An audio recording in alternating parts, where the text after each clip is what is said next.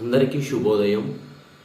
ఈ వీడియోలో degree third year Telugu 5th సెమిస్టర్లో 3వ అధ్యాయము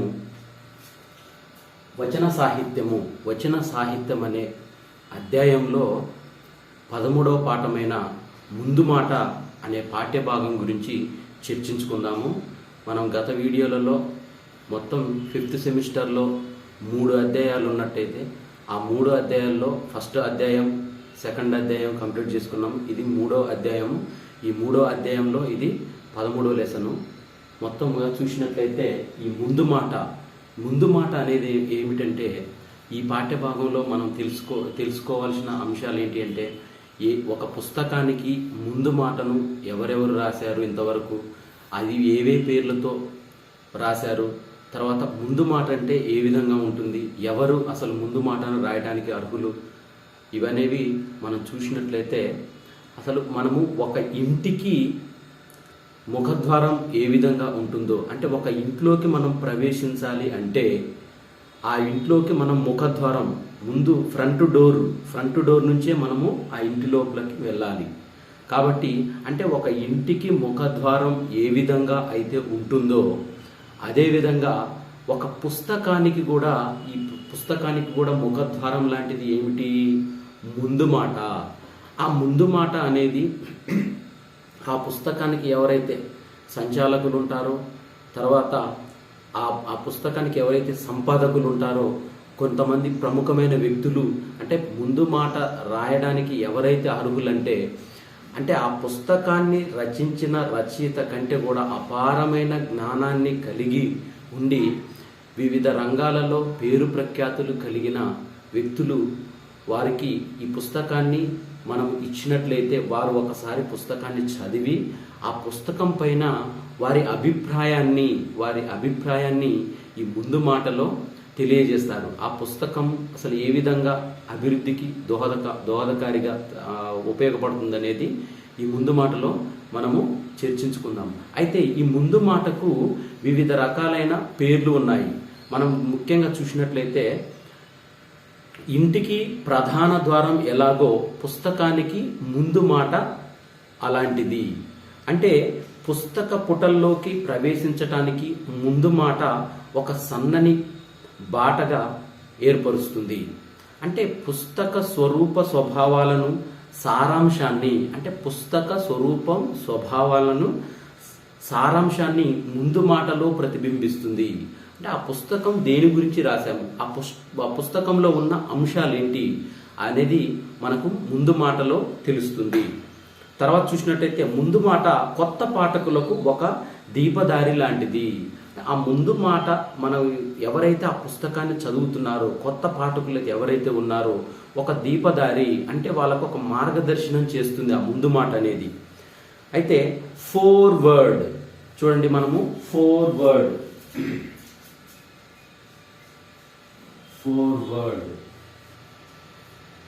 ఫోర్వర్డ్ అనే ఇంగ్లీషు అర్థం నుంచి, ఈ ఇంగ్లీష్ పదం నుంచి ఫార్వర్డ్ అనే ఆంగ్ల పదానికి సమానార్థకంగా తెలుగులో ముందు మాట అని వాడుతున్నాము. ఈ ఫార్వర్డ్ అనేది ఆంగ్ల పదం, కానీ తెలుగులో దీన్ని ఏ విధంగా వాడుతున్నాము, మనము ముందు మాట అనే పేరుతో వాడుతున్నాము.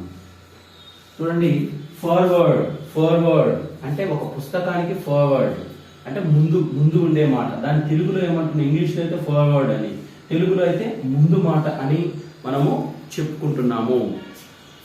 తర్వాత గ్రంథం లేదా రచనకు ప్రారంభంలో ముందుగా ఉంటుంది కాబట్టి ముందు మాట అని వ్యవహరిస్తున్నాము. అంటే ఈ పాఠ్య గ్రంథానికి ముందు భాగంలోనే ఉంటుంది. అంటే పుస్తకం కవర్ పేజీ తీయగానే మనకు ఆ పుస్తక రచయితలు ఎవరైతే ఉన్నారో ఆ రచయితల గురించి, తర్వాత నెక్స్ట్ ఈ పుస్తకం చూసినట్లయితే ఇది పుస్తకానికి ముఖ చిత్రం, ఇది కవర్ పేజ్. ఈ కవర్ పేజ్ మనం ఓపెన్ చేయగానే ఫస్ట్ ఏముంటుంది, రచయితలు, ఆ పుస్తకం పేరు, తర్వాత ఆ పుస్తకాన్ని ఎవరైతే రచించారో రచయితలు. చూడండి, ఇక్కడ మనకి రచయితలు ఎవరెవరు ఉన్నారు, ఆచార్య సూర్య ధనుంజయ్, తర్వాత ఆచార్య చింతకింది కాసిం, ఆచార్య సూర్య ధనుంజయ్ తెలుగు శాఖ ఉస్మానియా విశ్వవిద్యాలయం హైదరాబాద్, ఆచార్య చింతకింది కాసిం, అధ్యక్షులు పాఠ్య ప్రణాళిక సంఘం తెలుగు శాఖ, ఉస్మానియా విశ్వవిద్యాలయం Hyderabad. Next doctor Karmindla Lavanya, associate professor Telugu శాఖ అధ్యయన శాఖ, తెలంగాణ విశ్వవిద్యాలయం నిజామాబాద్. నెక్స్ట్ డాక్టర్ మన్నెమోని కృష్ణయ్య, తెలుగు శాఖ అధ్యక్షులు, పాలమూరు విశ్వవిద్యాలయం Mahabub Nagar. Doctor A Jyothi, associated professor Telugu శాఖ, కాకతీయ విశ్వవిద్యాలయం Warangal. Doctor S Raghu, assistant professor Telugu శాఖ, ఉస్మానియా విశ్వవిద్యాలయం Hyderabad. Doctor Veldandi Sridhar, assistant professor ప్రభుత్వ డిగ్రీ కళాశాల Hayath Nagar Hyderabad. Doctor R Sitaramarao, assistant professor Telugu విభాగం, ఎస్ఆర్ అండ్ బీజీఎన్ఆర్ ప్రభుత్వ ఆర్ట్స్ అండ్ సైన్స్ కళాశాల ఖమ్మం. డాక్టర్ ఏవి శంకరయ్య, అసిస్టెంట్ ప్రొఫెసర్ తెలుగు శాఖ అధ్యక్షులు, ప్రభుత్వ డిగ్రీ కళాశాల కామారెడ్డి. ఇవి పుస్తక రచయితలు. అంటే మనం ఆ పుస్తకాన్ని దీంట్లో ఉన్న కరికులంని ఎవరైతే రచించారో ఆ రచయితల గురించి ఉంటుంది. ఆ పుస్తకం పేరు ఇక్కడ బిఏ, బిఎస్సి, బీకాం, బీపీఎం 3వ సంవత్సరం ద్వితీయ భాష తెలుగు సాహితీ దుందుబి అని టైటిల్. దాని తర్వాత ఆ పుస్తక రచయితల గురించి ఉంది. ఆ రచయితల తర్వాత ఇక్కడ సంపాదకులు, అంటే ఈ పుస్తకానికి సంపాదకులు ఎవరైతే ఉన్నారో వారి పేరు ఉంటుంది. ఇక్కడ మనం degree final year Telugu book కి సంపాదకులు ఎవరంటే ఆచార్య సూర్య ధనుంజయ్, తెలుగు శాఖ అధ్యక్షులు, ఉస్మానియా విశ్వవిద్యాలయం హైదరాబాద్. ఇది ఆ పబ్లికేషన్ మనకు తెలుగు అకాడమీ ముద్రించింది, హైదరాబాద్ వారు ముద్రించారు కాబట్టి వారిది. తర్వాత మనం నెక్స్ట్ పేజ్ తీసినట్లయితే ఇక్కడ భూమిక అనే పేరుతో ఉంది. అంటే ముందు మాట, మున్నుడి, నానుడి, ఇలా అంటే ముందు మాటకు వివిధ రకాలైన పేర్లు మనం వెలుగులో వస్తాయి వాళ్ళు రాసిన విధానాన్ని బట్టి. ముందు మాట ఈ పుస్తకానికి కవర్ పేజ్ తీయగానే రచయితల పరిచయం, తర్వాత ఉన్నదే ముందు మాట భూమిక. ఈ భూమిక దీన్ని రాసించింది ఎవరు? మారసోని సోమిరెడ్డి, తెలుగు అకాడమీ సంచాలకులు. ముందు మాట రాశారు మన పుస్తకానికి. తర్వాత మనకి ఎవరైతే సంపాదకులు ఉన్నారో వారు ప్రవేశిక అనే పేరుతోని మనకు రాశారు. మన ఈ పాఠ్య పుస్తక సంచాలకులు, ఈ పాఠ్య పుస్తక సంపాదకులు ఆచార్య సూర్య ధనుంజయ మేడం గారు కాబట్టి వారు ఈ పాఠ్య పుస్తకానికి ప్రవేశిక రచించారు. తర్వాత చూసినట్టయితే విషయ సూచిక ఉంటుంది దాంట్లో. అంటే మనం ఈ పుస్తకం ఒక ఇల్లు అనుకుంటే మనము ఈ ఇంటిలోకి ప్రవేశించడానికి మనకు ఫస్ట్ ఒక ముఖద్వారంలో పనిచేసింది ఏది? ఇక్కడ భూమిక. అందుకే డిగ్రీ స్థాయిలో మీరు ఫైనల్ ఇయర్ విద్యార్థులు మీరు తెలుసుకోవాల్సింది ఏంటంటే, అంటే ఏ పుస్తకాన్ని మనం చదవాలన్నా ఫస్ట్ ఆ పుస్తకానికి ముందు మాటను చదవడం వల్ల మనకి ఏమవుతుందంటే ఆ పుస్తకం యొక్క దాంట్లో ఉన్న సారాంశము అనేది మనకు తెలుస్తుంది. ఆ పుస్తకం ఏ విధంగా మనకు ఉపయోగపడుతుంది అనేది తెలుస్తుంది. అయితే కాబట్టి ముందు మాట అని మనం దీన్ని వ్యవహరిస్తున్నాం. తెలుగు గ్రంథాలలో అసలు ఈ ముందు మాటకు ఏమేమి పేర్లు ఉన్నాయి అనేది ఇప్పుడు చూసినట్టయితే మున్నుడి,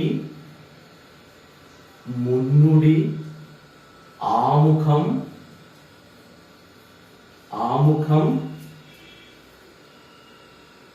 పీఠిక, ఆముఖము, పీఠిక, ప్రస్తావన,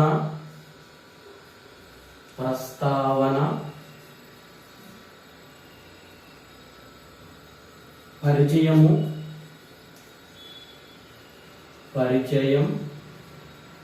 నెక్స్ట్ భూమిక. ఇలాంటి మాటలతో సూచించారు. చూడండి మనకి ఇక్కడ ముందు మాటలు ఏ పేర్లతో? మున్నుడి అనే పేరు, ఆముఖము, పీఠిక, ప్రస్తావన, పరిచయం, భూమిక. ఇక్కడ ముందు మాటలకు ఉన్న వివిధ రకాలైన పేర్లను చూసినట్లయితే ఇక్కడ భూమిక అనే పేరును మనకు ఈ డిగ్రీ ఫైనల్ ఇయర్ తెలుగుకి ఉపయోగించారు. ఇక్కడ చూడండి ముందు మాట, ఇక్కడ చూడండి భూమిక అనే పేరుతోని మనకు ఈ పాఠ్య పుస్తకానికి ముందు మాట రచించారు. అంటే దీన్ని బట్టి మనము పాఠ్య పుస్తకానికి ముందు మాట అనే పేర్లు ఏమేమి ఉంటాయంటే మున్నుడి, ఆముఖం, పీఠిక, ప్రస్తావన, పరిచయం, భూమిక. ఈ విధంగా మనకు వివిధ రకాలైన పేర్లను సూచించారు.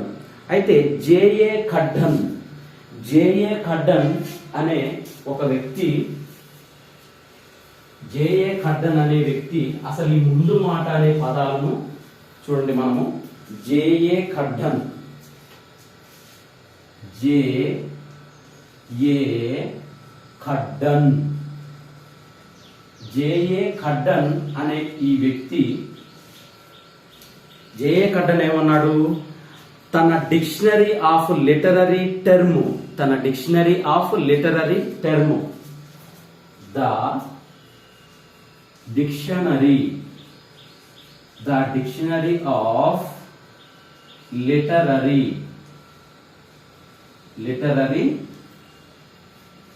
టర్మ్స్. జేఏ ఖడ్డన్ అనే ఈ పండితుడు తన డిక్షనరీ ఆఫ్ లిటరరీ టర్మ్స్ అనే పుస్తకంలో ముందు మాట గురించి ఈ విధంగా వివరించాడు. ఫార్వర్డ్ అంటే usually a short introduction poet to a book. It is similar to preface QV and an introduction, but is generally composed not by the author by the someone else అని వివరించాడు. ఇది నిర్వచనం కాకపోయినా ఫార్వర్డ్ అంటే ఏమిటో తెలుస్తుంది. అదే ఫార్వర్డ్ అనే పదాన్ని ఇతను వివరించాడు. తెలుగులో ముందు మాట అనే అర్థాన్ని ఇస్తూ అనేక పదాలు ఉన్నట్లుగానే ఆంగ్లంలోనూ ప్రిఫేజ్, ఇంట్రొడక్షన్. ఆంగ్లంలో ఏమేమి పేర్లు ఉంటాయి? ప్రిఫేజ్, ఇంట్రొడక్షన్. మనము అదే ఆంగ్ల గ్రంథాలను తీసుకున్నట్లయితే దాంట్లో ముందు మాట ఏ పేర్లతో ఉంటుంది? మాక్సిమము ప్రిఫేజ్, ఇంట్రొడక్షన్ ఈ పేర్లతో ఆంగ్లంలో ఉంటుంది. తెలుగులో మనకి చాలా పేర్లు ఉన్నాయి. అయితే ఆయా కాల సందర్భాలలో వారి అవసరాలను బట్టి భిన్నమైన పేర్లను వాడుకున్నట్లు మనము భావించాలి. అంటే ఆనాటి కాల పరిస్థితులను బట్టి వారు ఏ పదాలనైతే ఉపయోగిస్తే పాఠకులకు విశేష ఆదరణ పొందుతుందో ఆ పదాలను వారు పాఠకుల నాడిని బట్టి ఆయా సందర్భాలలో ఆయా కాలాలను బట్టి ఆ పదాలనేవి ముందు మాటలో వారు ఉపయోగించారు. ఈ పేర్లు వైవిధ్యాన్నే కాకుండా వాడిన వారి అభిరుచిని తెలియజేస్తాయి. అంటే ఎవరైతే రచయిత ఉన్నాడో అతను ఆ పాఠ్య పుస్తకం గురించి మనకు పరిచయం ముందు మాటలో చెప్పేటప్పుడు దానికి భిన్న కోణంలో ఇచ్చే టైటిల్ను బట్టి కూడా పాఠకుల్లో ఆసక్తిని రేకెత్తిచ్చే విధంగా ఈ ముందు మాట అనే పదాలను వారు వాడారు.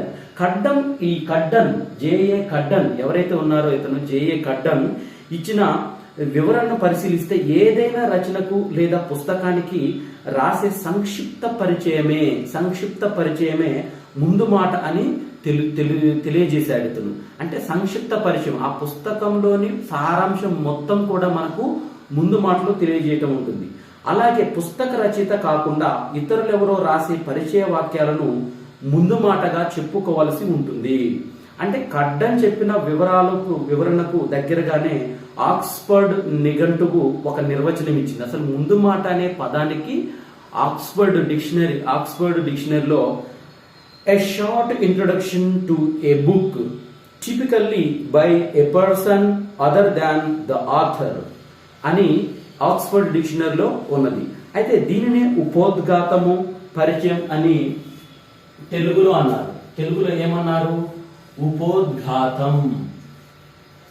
ఉపోద్ఘాతం తెలుగులో. తర్వాత చూసినట్టయితే పరిచయం అంటే పుస్తకం యొక్క ఉపోద్ఘాతం, పరిచయం అనే పదాలను మనము తెలుగులో వాడాము. అయితే ఈ తెలుగులో వాడిన ఈ పదాలను మనము ఇంకా ఇతను వాడిన పదాలు కాకుండా ఇంకా తెలుగులో ఇంగ్లీష్లో చూసినట్లయితే ప్రీఫేజ్, ఇంట్రొడక్షన్, తెలుగులో ఉపోద్ఘాతము, పరిచయము అనే ఇలాంటి పదాలను వాడారు. తర్వాత చూసినట్టయితే సుప్రసిద్ధ సాహితీ విమర్శకులైన చేకూరి రామారావు గారు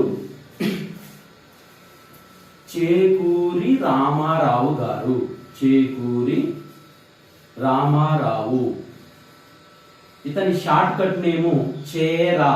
అంటే చేరా అంటే ఈ చేకూరి రామారావు గారు ఎక్కువగా చేరా అనే పేరుతో ప్రసిద్ధి చెందారు. అంటే అతని పేరు ఫస్ట్ అక్షరం మిడిల్ అక్షరం తీసుకొని చేరా అనే పేరుతో ఎక్కువ ప్రసిద్ధి. చేకూరి రామారావు గారు. విమర్శకులు చేకూరి రామారావు తన కవిత్వానుభవము.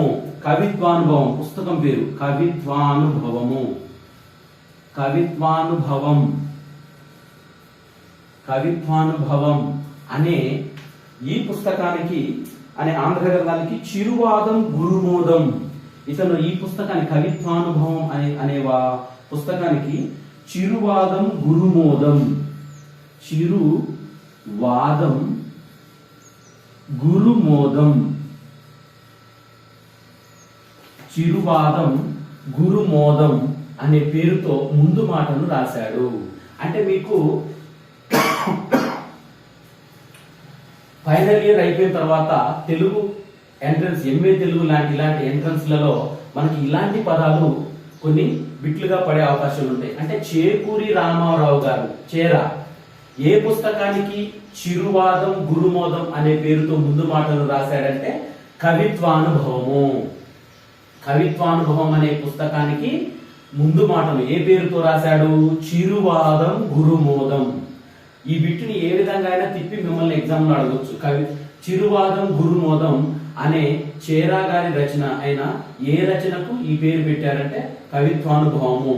అంటే ఏ విధంగా అయినా అడగవచ్చు. చేకూరి రామారావు కవిత్వానుభవం అనే ఈ పాఠ్య భాగానికి ఈ పుస్తకానికి ముందు మాట ఏంటంటే చిరువాదం గురుమోదం అని మనం చూస్తున్నాం.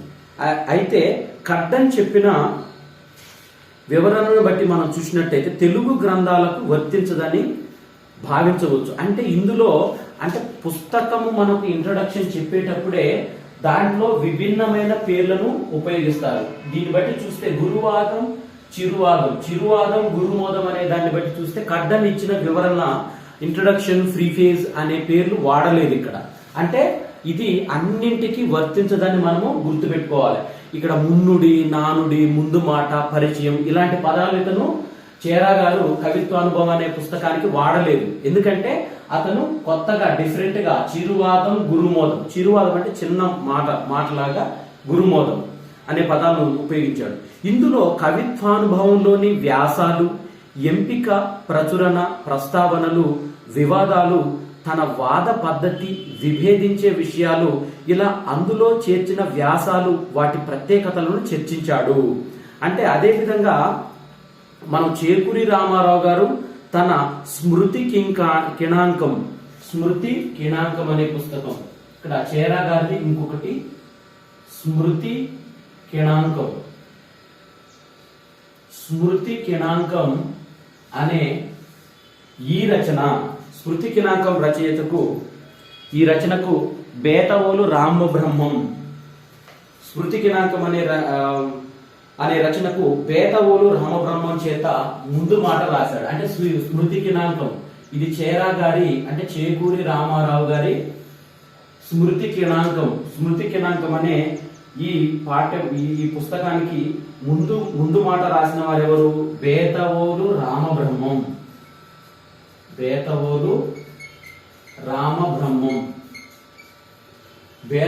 రామబ్రహ్మం గారు స్మృతి కిణాంకం అనే ఈ పుస్తకానికి ముందు మాట రాశారు. అయితే నాస్తికుల్లోనూ స్థిర ప్రజ్ఞులు ఉంటారు అని తన ముందు మాటకు పేరు పెట్టాడు. ఈ స్మృతి కిణాంకం అనే ఈ పుస్తకానికి బేతవోలు రామబ్రహ్మం ఏమని టైటిల్ ఇచ్చాడు? నాస్తికుల్లోనూ స్థిర ప్రజ్ఞులు ఉంటారు. నాస్తికుల్లోనూ స్థిర ప్రజ్ఞులు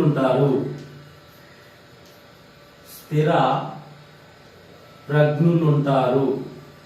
అంటే ప్రవేశిక, నానుడి, మున్నుడి, ముందు మాట ఇలాంటి పదాలు ఇతను వాడలేదు. అంటే స్మృతి కిణాంకం అనే చేరా గారి రచనకు ముందు మాట రాసిన బేతవోలు రామబ్రహ్మం గారు ముందు మాటని ఏ పేరుతో రాశారు? నాస్తికుల్లోనూ స్థిర ప్రజ్ఞులు ఉంటారు అనే పేరుతో రచించాడు. అంటే దీన్ని బట్టి చూస్తే మనము ముందు మాట అనేది ఫస్ట్ జేఏ కడ్డన్ నిర్వచించినట్టు ఆ పదాలు వాడలేదు. అయితే ఈ ముందు మాటకు పేరు కూడా పెట్టాడు. అంటే ఈ పేరుతో నాస్తికుల్లో స్థిర ప్రజ్ఞులు ఉంటారని పేరు పెట్టారు. తన ముందు మాటలో ఇలా అంటాడు: చేరా గారికి తన పుస్తకాలకు పీఠిక రాసే సాహసం నుంచి 1-2 సార్లు తప్పించుకున్నాను. లౌక్యంగా ఈసారి తప్పించుకోలేకపోయాను. చదువుతారో పుటలు తిప్పేస్తారో మీ ఇష్టం. ఏ పుస్తకానికైనా పీఠిక రాయాలంటే ఆ వ్యక్తి ఆ పుస్తక రచయిత కంటే విద్యాధికుడై ఉండాలి అనేది నా పిచ్చి నమ్మకం అవడం అన్నాడు బేతవోలు రామబ్రహ్మం. ముందు మాటను పీఠిక అనే అర్థంలో ప్రస్తావించడం గమనార్హం. అయితే అతను 2-3 పుస్తకాలకు ముందు మాట రాయమని బేతవోలు రామబ్రహ్మం గారిని అడిగితే అతను చాలాసార్లు తప్పించుకోవాలని చూశాడు, కానీ ఈ స్మృతికినాంకం అనే పుస్తకానికి అతని చేత ముందు మాట రాయించాడు. ఆ రచనలో ఏమన్నాడు, నాస్తికుల్లోనూ స్థిర ప్రజ్ఞులు ఉంటారు అని అతను వివరించాడు. అలాగే ముందు మాట రాసే వ్యక్తి గ్రంథ రచయిత కంటే అధికంగా తెలిసిన వాడే ఉండాలని చెప్పడం కూడా గమనించాలి. అంటే ఆ ముందు మాట రాయాలంటే ముఖ్యంగా ఆ రచయిత కంటే కూడా అధికమైన విషయాలు తెలిసిన వారే ఉండాలనేది మనం ఇక్కడ గమనించాలి. ఈ ముందు మాట లేదా పీఠికలో అధ్యయనశీలత, వ్యక్తిత్వము, ఇందులోని వ్యాసాలు, ప్రత్యేకతలు మొదలైన వాటి గురించి తెలిపాడు. అంటే దీనిని బట్టి చూస్తే రచయిత గురించి మనకు ఆ రచన గురించి అత్యంత సన్నిహితంగా మరొక రచయిత, విద్వాంసుడు, కవి, విమర్శకుడు, వ్యాఖ్యాత ఇచ్చే పరిచయం విశ్లేషణకు ముందు మాట అనే పేరును స్థిరపడింది. అయితే ముందు మాట అనేది ఎక్కువ సాహిత్య సంబంధమైన రచనల విషయంగానే వాడుతుండటం పరిపాటిగా మనం చెప్పుకోవచ్చు. ముఖ్యంగా కథలు, కవిత్వము, వ్యాసము, నవల, నాటకం లాంటి ప్రక్రియలు, అంటే కథ, నవల, వ్యాసము, కవిత్వము, ఇలా నవలలు, నాటికలు, ఇలాంటి ప్రక్రియలు ఈ అంటే సాహిత్య ప్రక్రియలు, తెలుగు సాహిత్య ప్రక్రియలైన కథ, నవల, నాటకము, వ్యాసము, కవిత్వము అనే వాటి ఈ సాహిత్య ప్రక్రియలకు తర్వాత చూసినట్టయితే జీవిత చరిత్ర, ఆత్మకథ లాంటివి, పరిశోధనలు, సిద్ధాంత గ్రంథాలు, అభినందన సూచికలు, సదస్సు పత్రాలు, ప్రాజెక్టు నివేదికలు తదితరమైన వాటికి కూడా విషయ నిపుణత కలిగిన వారికి అభిప్రాయము, సూచన, సలహాలు తీసుకోవడానికి కూడా ముందు మాటలు పనికొస్తాయని భావించాలి. అంటే మనం ఏ సిద్ధాంత గ్రంథం తీసుకున్నా గానీ, మనం ఏదైనా పరిశోధన గ్రంథం తీసుకున్నా గానీ, ముఖ్యమైన రచనలకు ముందు మాటను రాపించడం అసలు ప్రధాన ఉద్దేశం ఏంటిది అంటే పాఠకులలోని ఒక తెలుసుకోవాలనే అభిరుచికి ఈ ముందు మాటలు అనేవి ఇంకా ఉపయోగపడతాయి. అంటే ముందు మాట అనేది ఆ పుస్తకం యొక్క పూర్తి సారాంశాన్ని తెలుపుతుంది. అంటే మనం ప్రముఖమైన వ్యక్తులు ఎవరైతే ఉన్నారో ఆ ముందు మాటను వారి చేత రాపించటం అనేది కూడా ఒక సాహసమే. జేబిఎస్ హాల్డెన్ అనే పండిత, జేబిఎస్ హాల్డెన్,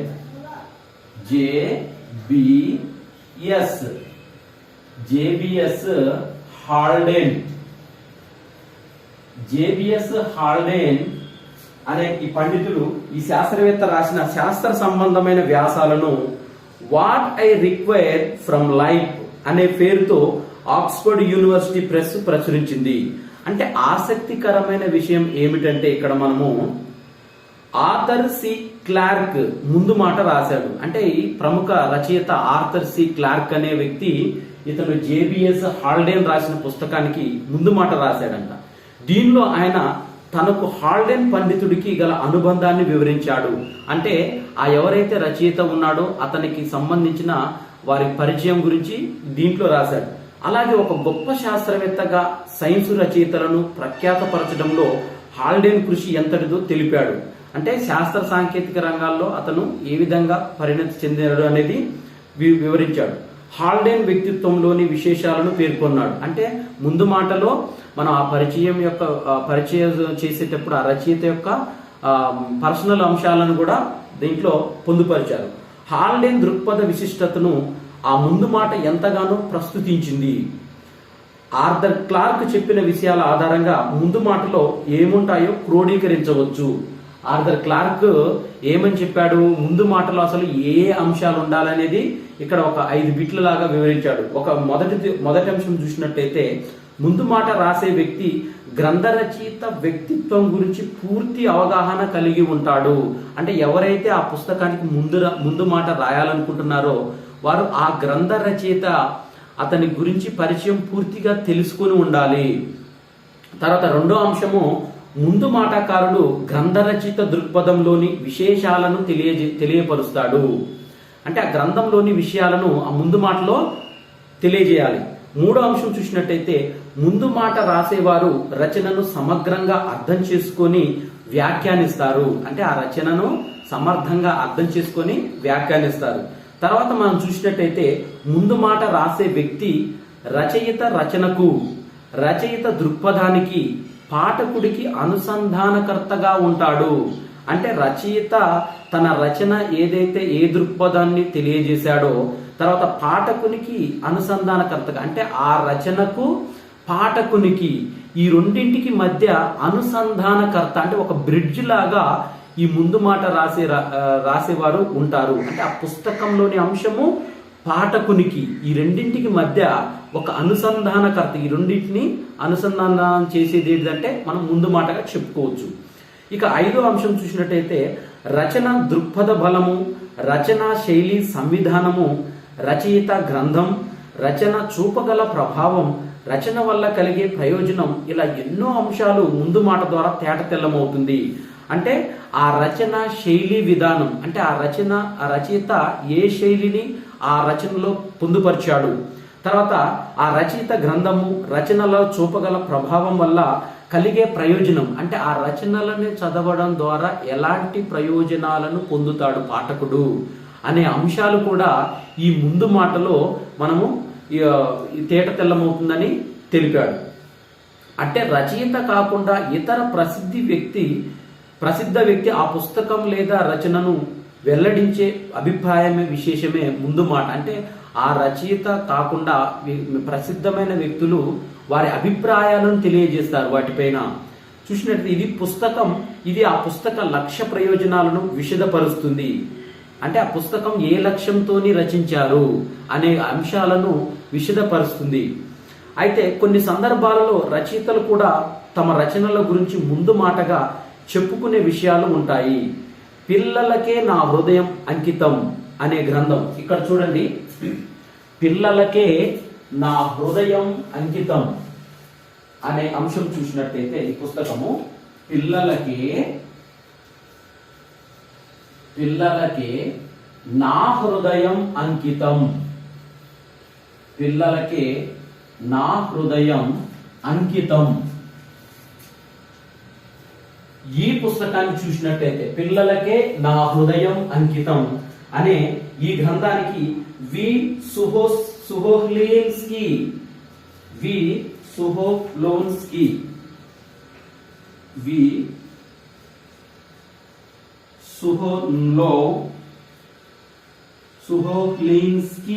ముందు మాట రాశాడు. సుహోల్స్కీ అంటే పిల్లలకే నా హృదయం అంకితం, పిల్లలకే నా హృదయం అంకితం అనే ఈ పాఠ్య భాగానికి ముందు మాట రాసిన వారు వి సుహోల్స్కీ అనే ఈ రచయిత ఏం చెప్తున్నారు? ఇది తల్లిదండ్రులకు పిల్లలకు ఉద్దేశించిన పుస్తకం. అంటే పిల్లలకే నా హృదయం అనే అంకితము ఈ పుస్తకం ఎవరికి? తల్లిదండ్రులకు పిల్లలకు సంబంధించిన అంశాలు ఈ పాఠ్య పుస్తకంలో ఉన్నాయంట. అయితే దీనికి ముందు మాట ఎవరు రాశారు? వి సుహోల్స్కీ. అయితే ఎలా చెప్పారు ఇతను? ప్రియమైన పాఠకులారా, ఈ పుస్తకం అంటే పిల్లలకే నా హృదయం అంకితం అనే ఈ పాఠ్య పుస్తకంలోని వి సుహోల్స్కీ ముందు మాటలో ఈ విధంగా తెలిపాడు. ఏమని? ప్రియమైన పాఠకులారా, నా సహోద్యోగులారా, ఉపాధ్యాయులారా, బోధకులారా, పాఠశాల అధిపతులారా అంటూ స్టార్ట్ చేశాడు.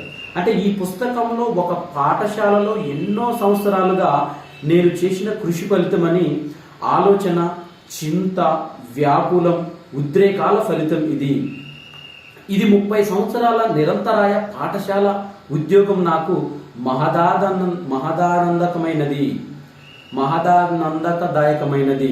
నేను నా జీవితాన్ని పిల్లలకి అంకితం చేశాను అని తన ముందు మాటలో తెలిపాడు. పిల్లలకే నా హృదయం అంకితం అంటే అతను 30 సంవత్సరాలుగా ఆ పాఠశాలలో ఎవరైతే పిల్లలైతే ఉన్నారో వాళ్ళ సర్వీస్కే తన జీవితం మొత్తం కేటాయించాడు. అంటే తల్లిదండ్రులు, అందుకే ఈ ఈ పిల్లలకే నా హృదయం అనే పాఠ్య పుస్తకం యొక్క ముందు మాటలు ఏమని?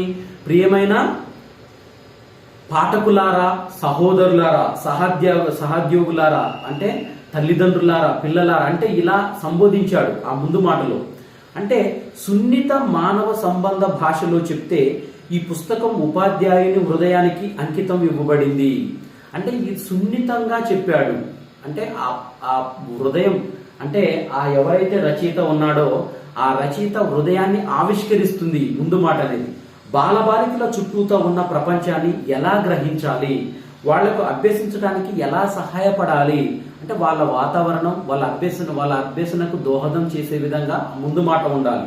వాళ్ళ మేధోశ్రమని ఎంత సులభతరం చేయాలి, వాళ్లకు హృదయంలో ఉన్న భావాలు, అనుభూతులు ఎలా జాగృతం చేసి పదిలం చేయాలి అంటే వాళ్ళ హృదయంలో ఆ పాఠ్యాంశాలను జాగృతం చేసి వారిలో జ్ఞానాన్ని వెలుగులోకి తీసుకురావాలి.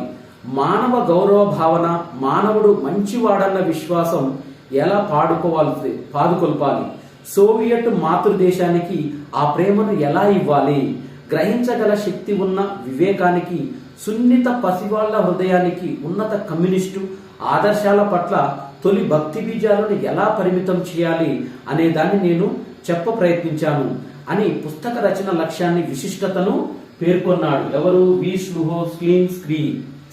వీళ్ళు పిల్లలకే నా హృదయము అనే ఈ అంశంలో ముందు మాట ప్రయోజనం ఏమనేది మొత్తము వివరించాడు. అంటే పాఠకులను వారిని ఆ పుస్తక రచనలో నిమగ్నం అయ్యే విధంగా, అంటే ప్రజలకు సులభతరమైన భాష ఏదైతే ఉందో ఆ సులభతరమైన భాషలో రచించడం ద్వారా ఏంటంటే ఎవరైతే పాఠకులు ఉంటారో వారికి హృదయానికి అత్తుకుపోయే విధంగా ఉంటుంది.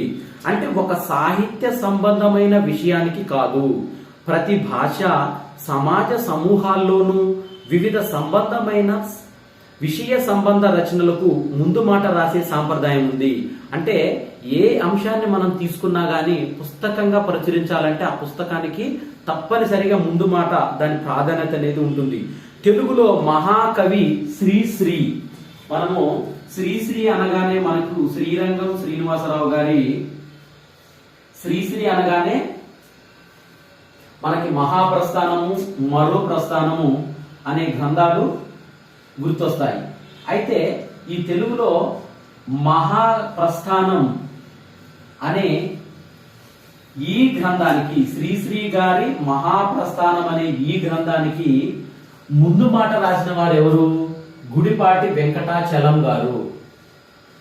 గుడిపాటి వెంకటాచలం ఇతను శ్రీశ్రీ గారి విప్లవ సాహిత్యం అంటే మహాప్రస్థానం అనే ఈ గ్రంథానికి ముందు మాట రాసిన వారు. ఇది మనకి ఎగ్జామ్ పాయింట్ ఆఫ్ వ్యూలో కూడా చాలా చాలా ఇంపార్టెంట్.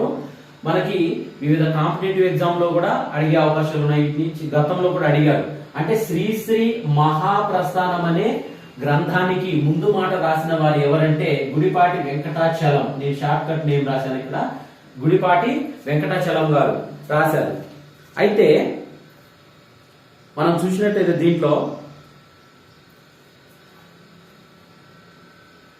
ఈ శ్రీశ్రీ యొక్క మహాప్రస్థానము అనే ఈ గ్రంథానికి చలము ఏ పేరుతో రాశాడు?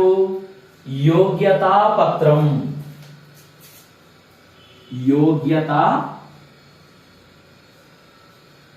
పత్రం అంటే మనం గతంలో సూచించిన విధంగా ముందు మాట, భూమిక, మున్నుడి, నానుడి అనే ఇలాంటి పదాలను శ్రీశ్రీ ఈ గ్రంథంలో ఉపయోగించలేదు. శ్రీశ్రీ మహాప్రస్థానానికి చలం గారు ముందు మాటను ఏ పేరుతో రచించారు అని మీకు ఎంట్రన్స్ లలో కూడా అడుగుతారు. ఏ పేరుతో రచించాడు? యోగ్యతా పత్రం. యోగ్యతా పత్రం అనే పేరుతో ముందు మాటను రాసింది ఎవరంటే చలం గారు. చూడండి, దీనిలో చలం ప్రస్తావించిన అంశాలపై ఇప్పటికీ సాహిత్యంలో చర్చలు జరుగుతుంటాయి. అంటే యోగ్యతా పత్రం అనే దీంట్లో కవిత్వాన్ని తూచే రాళ్ళు తన దగ్గర లేవన్నాడు చలం. అంటే ఈ శ్రీశ్రీ అనే రచయిత చాలా గొప్ప రచయిత. అంటే అతని రచనకు ముందు మాట చలం రాసేటప్పుడు ఏమన్నాడు అంటే కవిత్వాన్ని తూచే రాళ్ళు తన దగ్గర లేవన్నాడు. అంటే అంత మహోన్నతమైన వ్యక్తి కవిత్వాన్ని తూచే రాళ్ళు తన దగ్గర లేవన్నాడు. అంటే దీన్ని బట్టి తూచవద్దు, అనుభవించాలి అని పలవరించాడు శ్రీశ్రీ. అంటే తన కవిత్వాన్ని తూచేరాళ్ళు తన దగ్గర లేవని ఈ చలం గారు మహాప్రస్థానానికి ప్రస్తావిస్తే శ్రీశ్రీ గారు మళ్ళీ సమాధానం ఏమిచ్చాడు? తూచవద్దు, అనుభవించి పలవరించమన్నాడు.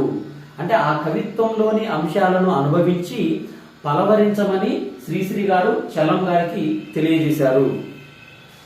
తర్వాత మనం చూసినట్టయితే శ్రీశ్రీ కవిత్వము, దృక్పథము, సాహిత్య వైఖరుల ప్రపంచ పోకడల, ప్రజల ఉదాసీనత, కవిత్వం ఎలా ఉండాలి లాంటి ఎన్నో విషయాలను చలం గారు ఉద్వేగభరితంగా ప్రస్తావించాడు. దీనిలో చలం ముందు మాట చదివితే ఇంకెన్నో విషయాలు మనము ఆకలింపు చేసుకోవచ్చు. అంటే ఈ చలం గారు ఈ యోగ్యతా పత్రం అనే ఈ పేరుతో రాసిన ముందు మాటలో మనకు చాలా అంశాలు మనకి పనికొచ్చే విధంగా ఉన్నాయి. తర్వాత వెంకట పార్వతీశ కవులు చూడండి. తర్వాత వెంకట పార్వతీశ కవులు, వెంకట పార్వతీశ కవులు, వెంకట పార్వతీశ కవులు ఎవరైతే ఉన్నారో ఈ వెంకట పార్వతీశ కవులు వీరు రాసిన ఏకాంత సేవ, వీరి గ్రంథం పేరు ఏకాంత సేవ. ఏకాంత సేవ అంటే వెంకట పార్వతీశ కవులు రాసిన గ్రంథం పేరు ఏకాంత సేవ. ఏకాంత సేవ అనే ప్రసిద్ధ గ్రంథానికి ముందు మాట రాసిన వారు ఎవరు? దేవులపల్లి కృష్ణ శాస్త్రి గారు.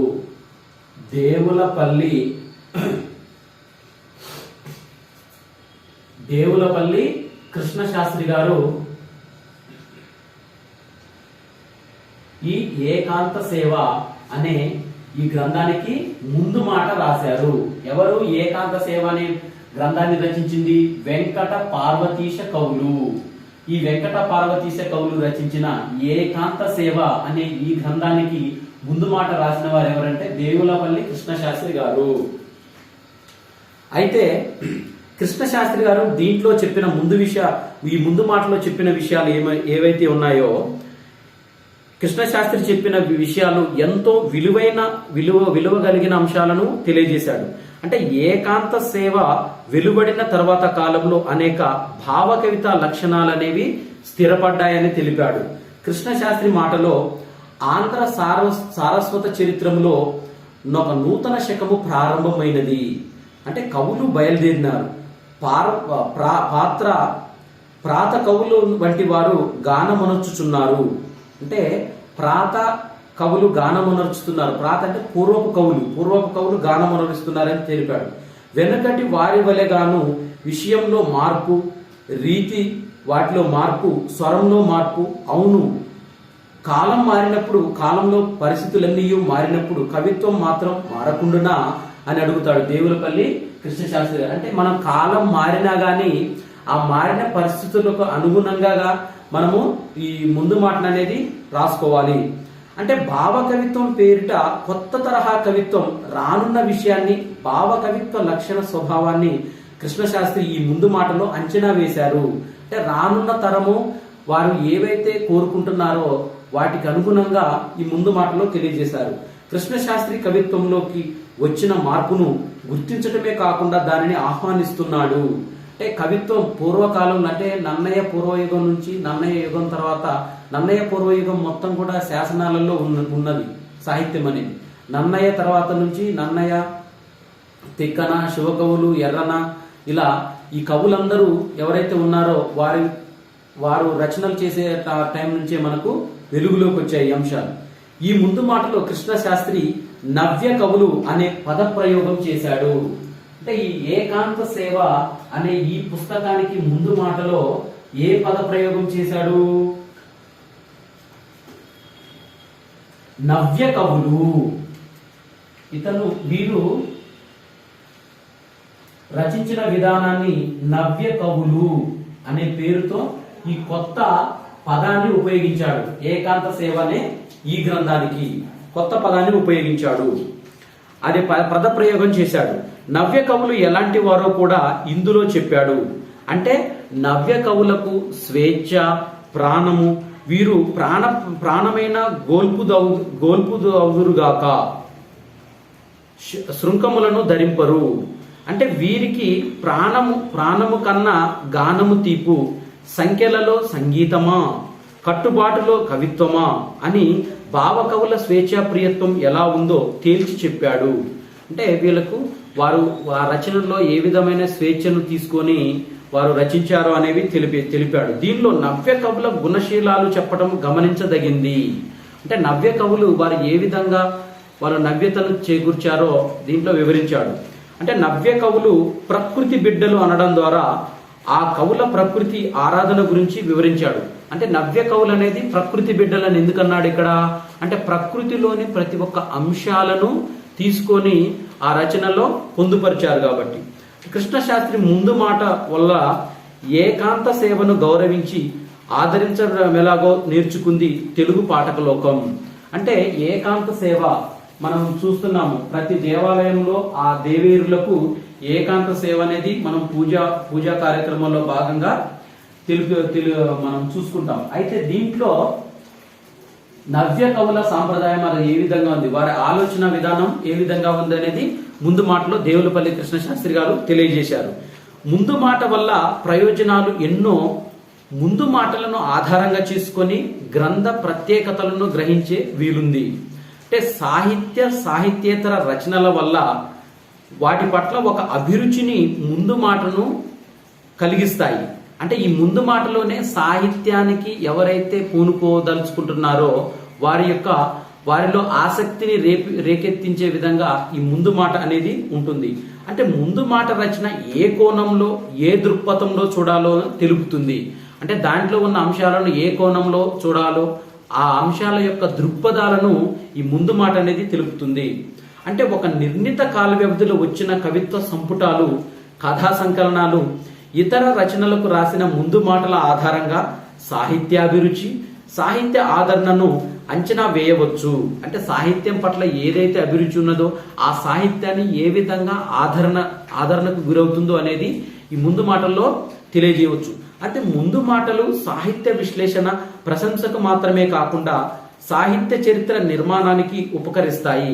అంటే సాహిత్య చరిత్ర అంటే ఆ సాహిత్యం ఏ విధంగా వచ్చిందనే విషయాలను కాకుండా ఆ ముందు మాటలో తన అభిప్రాయాలను తెలియజేయడం ద్వారా పాఠకులలో మనం పఠించాలనే తపన కలుగుతుంది. వివిధ వాదాలు, ధోరణులు, ఉద్యమాలు నడిచిన తీరును సమీక్షిస్తాయి. అంటే మనం ఒక్కొక్క రచయిత ఒక్కొక్క వాదాన్ని వినిపిస్తారు. అదేవిధంగా ఎలాంటి ఉద్యమాలు మనకు వెలుగులోకి వచ్చాయి అనేది మొత్తము ఈ ముందు మాటలో తెలుపుతారు. ఒక రచనను మనం చదివే ముందు ఆ రచనకు రాసిన ముందు మాటను చదివి దాని ఆధారంగా ఆ రచన విలువను బేరీజు వేయవచ్చు. అంటే ఆ రచనను మనం చేసే ముందు మాట చదవడం ద్వారా ఆ రచయిత యొక్క దృక్పథం తెలుస్తుంది. అదేవిధంగా ఆ పాఠ్య భాగం మనకి ఏ విధమైన సారాంశాన్ని అందిస్తుంది, ఆ పుస్తకం యొక్క సారం అనేది మనకు ఈ ముందు మాటలో తెలుస్తుంది. ఉత్తమ పఠనాభిలాషకు, ఉత్తమ సాహిత్యాభిరుచికి ముందు మాటలు దోహదకారులుగా నిలుస్తాయని ఈ పాఠ్య భాగం ద్వారా తెలియజేస్తున్నారు. అంటే పాఠకులలో ఒక ఆసక్తిని రేపి ఆ పాఠకులకు మంచి సారాంశాన్ని తెలియజేయటం ఈ ముందు మాట అనే పాఠ్య భాగం యొక్క లక్షణాలు మనకు దీంట్లో చూసుకున్నాము. అంటే మనం ఇప్పటి వరకు చూసినట్టయితే ఈ ముందు మాట ఒక ప్రాముఖ్యత అనేది డిగ్రీ ఫైనల్ ఇయర్ విద్యార్థులకు తెలియజేయడానికి అసలు ముఖ్య ఉద్దేశం ఏంటిదంటే డిగ్రీ ఫైనల్ ఇయర్ అయిపోయిన విద్యార్థులు తప్పనిసరిగా వారు పీజీ ప్రవేశ పరీక్షలు రాస్తారు. ఆ ప్రవేశ పరీక్షలు రాసిన తర్వాత పీజీలో నుంచే వాళ్ళు పీజీలో ఎంటర్ అయిన తర్వాత ఎంఏ తెలుగు చదువుకోవడానికి పీజీ ఎంట్రన్స్ రాసిన తర్వాత ఈ ముఖ్యాంశాలన్నీ గుర్తుపెట్టుకొని మీరు రాయడానికి ఉపయోగపడుతుంది. అదేవిధంగా ఎంఏ తెలుగు చేసేటప్పటి నుంచే ఫస్ట్ ఇయర్లో ఉండగానే మీకు పరిశోధన వైపు ఎలా అడుగులు వేయాలి, అంటే ఈ వివిధ గ్రంథాలను మనం ఏ విధంగా చదవాలి, అంటే గ్రంథ పఠనం ద్వారా ఎలాంటి సమాచారాన్ని మనం పొందుపరుచుకోవాలి అనే అంశాలను మనం ఇప్పటి వరకు గత పాఠ్య భాగాలలో కూడా చూశాము. మనకు తర్వాత వీడియోలో మనము పుస్తక సమీక్ష అంటే ఒక పుస్తకాన్ని ఏ విధంగా సమీక్షించాలి, ఆ పుస్తక సమీక్షలు ఏ విధంగా ఉన్నాయనేది మనము తర్వాత వీడియోలో చూద్దాము. ఈ వీడియోని మీ ఫ్రెండ్స్కి షేర్ చేయండి, లైక్ చేయండి. ఏమైనా కామెంట్స్ ఉన్నట్టయితే ఈ కామెంట్ బాక్స్లో తెలియచేయండి. మనము నెక్స్ట్ వీడియోలో పుస్తక సమీక్ష అనే అంశాన్ని గురించి మనం చర్చించుకుందాము. Okay, thank you everyone.